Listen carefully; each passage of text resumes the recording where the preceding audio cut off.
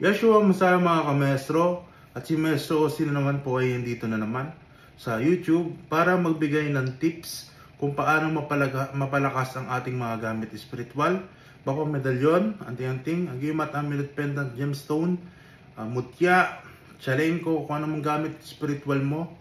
Marami kasi na hindi ito na pagbibigyan pansin, pero araw-araw ay nandyan lang sa tabi mo, nandyan sa paligid mo. Buong Earth ay nandyan lang sa paligid mo. So, ano nga ba tong kapangyarihan na to? Ito po ang kapangyarihan ng araw. So, typically, di ba, ang alam ng iba, full moon lang. Ito, araw-araw guys, ha? Ibilad nyo po sa sinag ng araw. Mula umaga hanggang hapon, yung gamit nyo araw-araw. So, kung gusto niyo, dagdag lakas po ito ako nagsasabi sa inyo dahil ang araw po ay malakas po ang vibrational frequency niyan. So, katulad din ng buwan, di ba? Magnetic kasi ang buwan at yung araw ay electric. So, sa science yan. So, sa spiritual, alam din yan ng mga kapwa natin matataas ang antas. Ibibilad nyo lamang po, mas maganda tanghaling tapat hanggang hapon.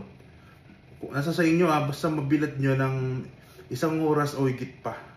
Okay, 1 oras ang minimum guys at higit pa.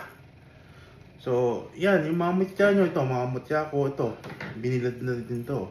Nabilad din natin to mga kamestro. So, pinapasimple lang kung ibilad sa araw to, kaya iba yung aura niya. Tapos, isama mo pa yung every full moon, ibilad mo rin. So, mas ganda, mas babalance po. Parang yin at yang. Mas babalance po ang bisa ng gamit natin. Ito, mutya. Mutya ng buto ng mangga na nakita ko sa Pampanga nung naglalakad ako. Ayan. So, ayan. Ginagamit ko to sa negosyo. Ito, yung kung saan ako nabubuhay sa pag-vlog, pampadami ng viewers. So, ayan. Pang-attract yan. Pang-kailingan. Yung mga gemstone nyo, ibilad nyo rin. Yung mga mutya. Ito kunyari, itong gemstone ko. Ito, binibilad ko rin to sa araw. Ibilad po natin sa katirikan. The more na mas mainit ang araw, the more na ibilad nyo. Okay? 1 oras po ang minimum. Tapos the rest, pwede mo pa, mas mahaba ang oras, mas malalakas ang gamit.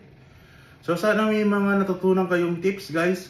So nakakalimutan kasi at hindi pa alam ng karamihan yan. Ibilad nyo po sa araw. Okay? Di ba sa tao, di ba, walang bibilad ng araw may benefits. Ganon din sa gamit spiritual natin. Alright? Maraming salamat mga kamestro. At sana nagustuhan nyo po yung konting tips ko, konting simpleng aral. At sana isusubscribe nyo po si Master OC.